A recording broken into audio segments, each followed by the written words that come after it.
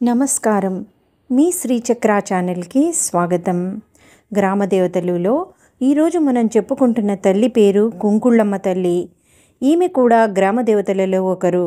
అఖండమైన ఆదిశక్తి రూపాలలో ఒకటి. పిలిచినా పలికే తల్లి. పశ్చిమ గోదావరి జిల్లా పవిత్ర పుణ్యక్షేత్రమైన ద్వారకా తిరుమలలో ఉంది ఈ తల్లి ఆలయం. ద్వారకా తిరుమల క్షేత్ర పాలకురాలిగా, గ్రామదేవతగా ఈ అమ్మ వ్యవహరిస్తుంది. సర్వశుభాలు చేకూర్చే తల్లి అని ఈ తల్లికి పేరు. కుంకుళ్ళ చెట్టు మొదలలో వెలిసింది కాబట్టి ఈ తల్లిని కుంకుళ్ళమ్మ అని చెప్తారు. 3 అంతస్తులతో 5 కలశాలతో ఆలయ రాజగోపురం అందరినీ అలరిస్తుంది.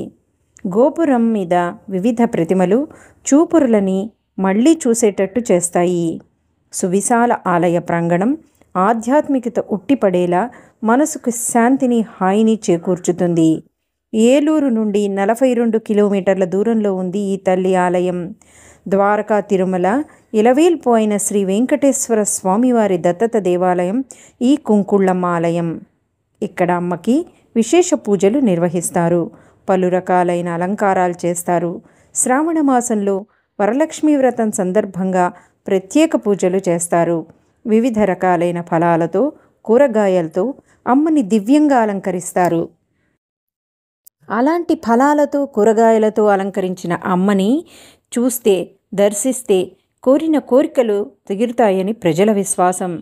ఇక్కడ అమ్మవారి దగ్గర చండీ హోమాలు నిర్వహిస్తారు. దాన్నే శ్రీ కుంకుళ్ళమ్మ చండీ హోమం అని పిలుస్తారు. ఇక్కడ ఆలయం వెనక ఇప్పటికీ అమ్మవారు వెలిసిన కుంకుళ్ళ చెట్టు ఉంది. దాని దగ్గర భక్తులు పూజలు నిర్వహిస్తారు, దీపాలు వెలిగించుకుంటారు. ఈ కుంకుళ్ళమ్మకి క్షేమంకరి అని కూడా పేరుంది.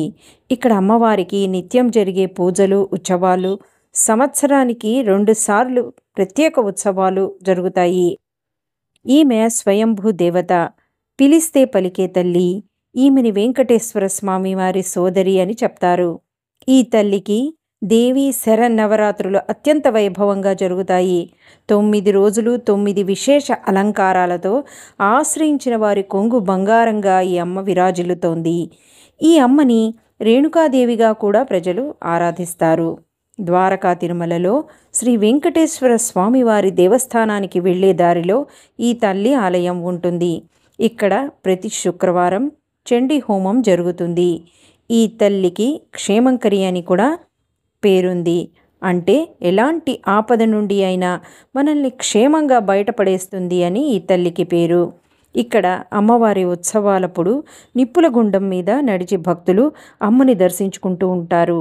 అలా చేస్తే వాళ్ళ కోరికలు తీరుతాయని ప్రజల నమ్మకం. సుమనోహరమైన అమ్మ రూపం ఎంత చూసినా తనివి తీరదు. కొలిచేవారికి కొలిచినంత, తలిచేవారికి తలిచినంత, పిలిచేవారికి పిలిచినంత అంటారు పెద్దలు. అమ్మని నిత్యం స్మరించుకోండి. మీరు ఎక్కడ నుంచి పిలిచినా, తలచినా, కొలచినా పలికే తల్లి ఈ తల్లి.